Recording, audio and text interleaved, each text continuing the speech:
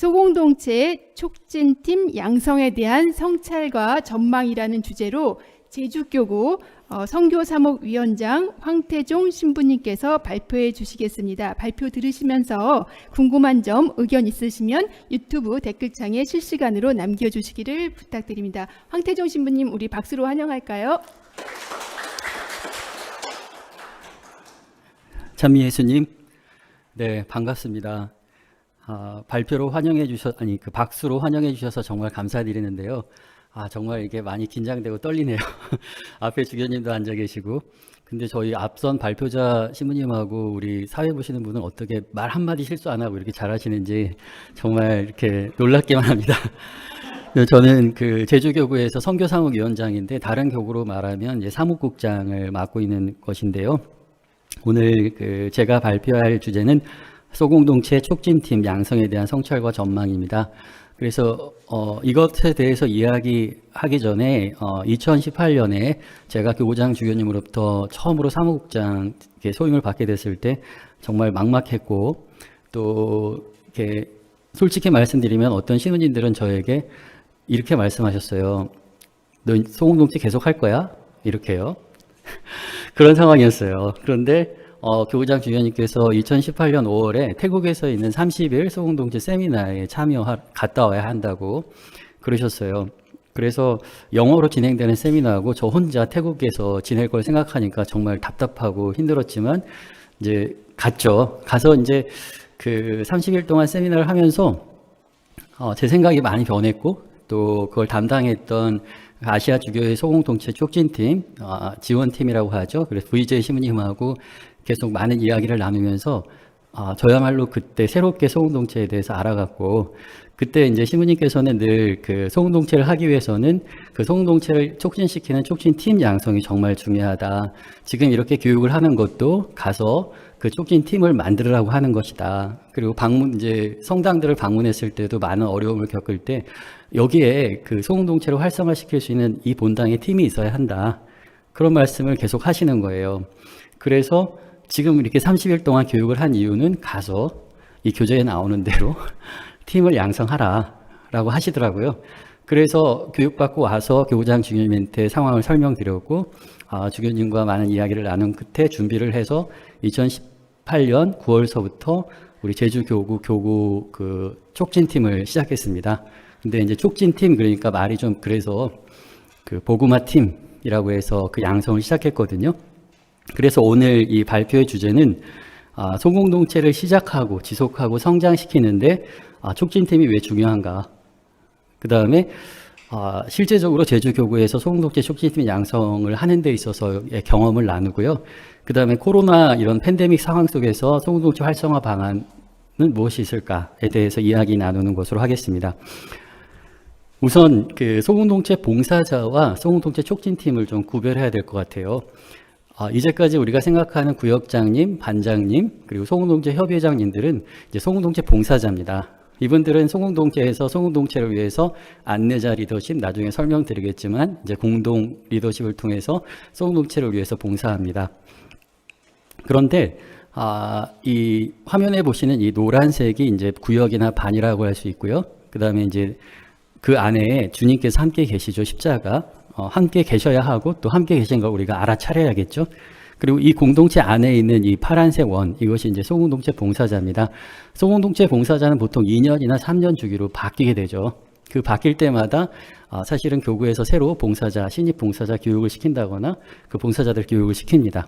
그리고 이제 옆에 보이는 소공동체 촉진팀이라는 건 무엇이냐면 이 구역이나 반의 봉사자 외에 이 구역이나 반이 소공동체로 활성화될 수 있도록 촉진 활동을 하는, 지원하고 도와주고 자료를 제공해주는 팀을 말합니다. 그래서 우리가 어떤 건물을 지으려고 할 때 그 건물에 살고 있는 사람들한테 먼저 건물을 지으라고 하는 게 아니라 건물을 지을 수 있고 유지할 수 있는 그 전문 인력을 먼저 양성해 놓고 그 사람들에 의해서 공동체를 건설해야 되는 거죠. 이 건물이 뭔지, 또 어떻게 지어야 하는지, 어떻게 유지해야 되는지 모르는데 일단 먼저 시작해라. 일단 한번 해보자 라고 하는 게 아니라 옆에서 그걸 지원해 주는 사람이 있어야 한다는 거예요.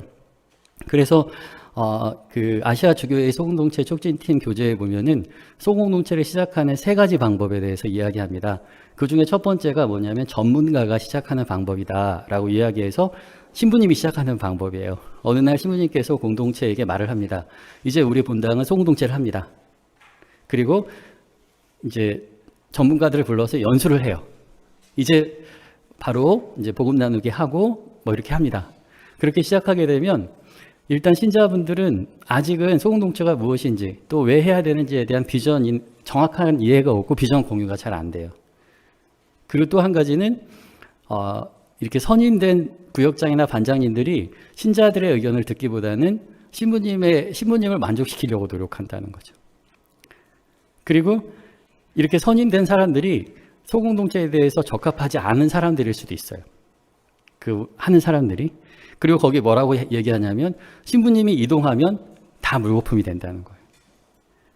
그래서 다른 사람이 와서 다시 하기가 더 어렵다. 근데 그게 이제 그 교재에 나와 있어요. 그래서 제가 VJ 신부님한테 이런 이제 어떤 실패의 경험 때문에 이것이 나온 겁니까? 아니면 처음부터 이렇게 말했던 겁니까? 그러니까 처음부터 이렇게 말하고 있었다. 이렇게 시작하면 안 된다. 그 다음에 두 번째 시작은 무엇이냐면 지원자에 의한 시작. 신자들이 내가 한번 해보겠습니다. 우리가 이거 너무 좋습니다. 우리가 한번 해보겠습니다. 라고 할 때, 그 신자들이 그 어떤 열정이나 이런 것들이 전무성을 갖추지 못할 수도 있다.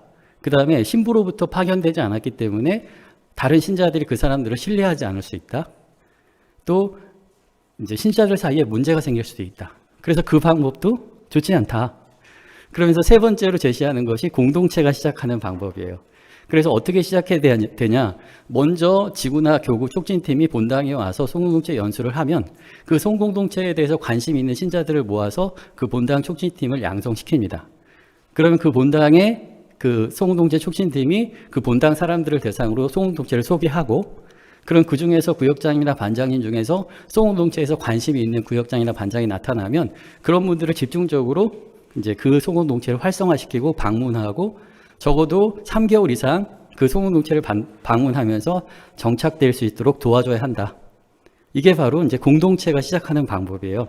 그래서 그 아시아 주교회의 소공동체 촉진팀 교재에서는 분명하게 이 세 번째 방법이 소공동체를 시작하는 데 가장 적합한 방법이고, 심지어 이렇게 시작해야만 한다라고 이렇게 쓰여 있습니다.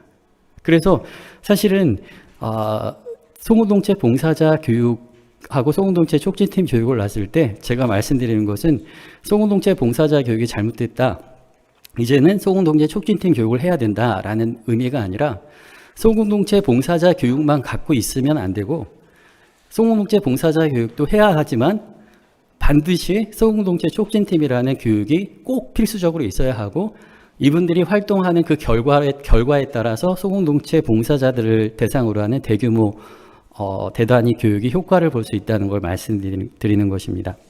그럼 두 번째, 이 소공동체 촉진팀은 어떻게 교육되어야 되는가에 대해서 말씀드리겠습니다. 좀 이게 복잡하죠, 그림이. 그래서 저도 그리면서 이렇게 그려도 되나 싶었는데 또 방법이 없더라고요.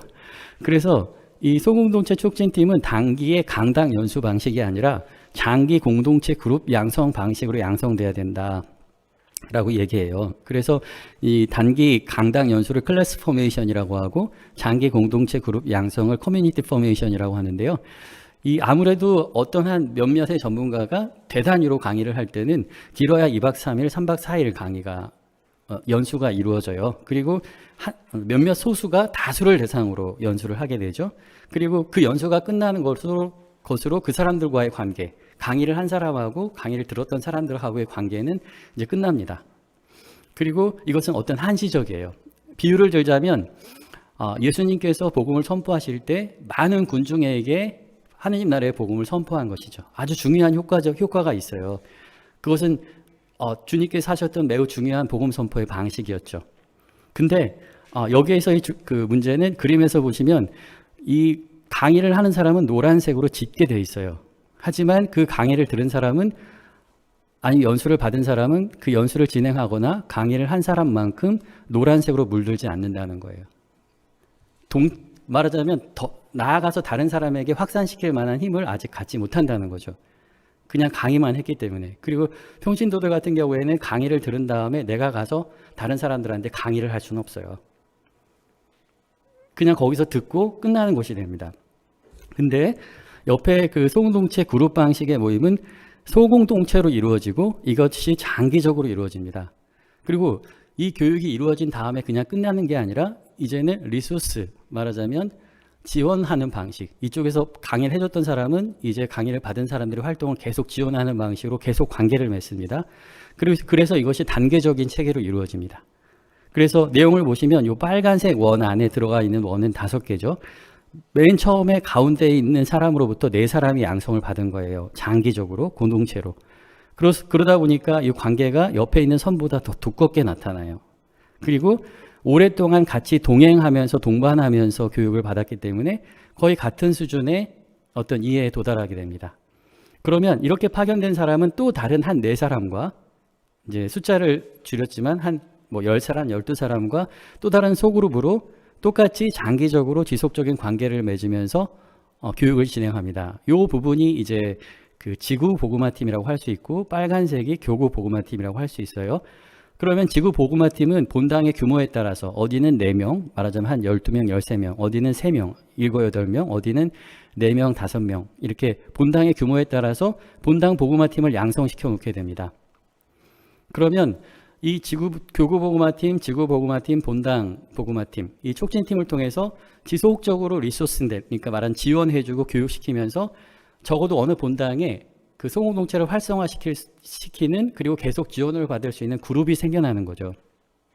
예를 들자면 이런 것입니다. 이제 우리 본당이 소공동체를 해요. 근데 복음 나누기 실단계에 대해서 어려움을 겪어요. 그럼 이걸 어떻게 해야 되나? 이번 가을에 있는 아니면 봄에 있는 소공동체 연수에 가서 구역반장들이 교육을 받아야 되나? 그렇지 않습니다. 우리 본당에 소공동체 복음화 팀이 있으니까 그 복음화 팀 중에 몇 명이 그 구역 모임에 가서 적어도 3개월, 4개월 동안 복음 나누기 7단계를 계속하면서 이 사람들이 그냥 성경을 단순히 자기 반성이나 아니면 성경 공부에 머무는 게 아니라 말씀 안에서 예수님을 체험하고 예수님의 제자로 함께 걸어갈 수 있도록 하는 사람이 적어도 그 공동체에 2명, 3명이 나올 때까지. 그래서 이제 그 공동체는 그 사람들에게 복음 나누기 7단계를 맡기고 빠져나오고 이제 다른 소공동체로 파견되고 그런 사람들이 본당에 있어야 되는 것이죠. 근데 그게 이제 그것을 체험하는 것은 시간이 걸린다는 것입니다. 그래서 말하자면 적어도 소공동체를 촉진하는 팀들은 그 클래스 포메이션으로는 양성되지 않고 커뮤니티 포메이션으로 양성돼. 이것이 바로 예수님께서 12제자를 따로 불러서 가까이 두시고 늘 함께 하시면서 동행하시면서 그 사람들도 처음에는 무엇을 몰랐지만 적어도 한 가지 분명한 건 예수님과 뗄래야 뗄 수 없는 관계를 맺었거든요. 그리고 이제 의무를 가지고 파견됐어요. 내가 책임이 생긴 거예요. 나가서. 그래서 사실은 교회가 뭐 힘들다 뭐다 아니면 교회가 뭐 어렵다 해도 저희는 항상 기억해야 돼요. 처음에 우리는 12명으로 시작했다는 거예요. 그래서 정말로 복음화된 사람들이 있고 그들이 공동체 안에서 예수 그리스도를 체험하면서 파견되면 교회는 성장할 수밖에 없습니다.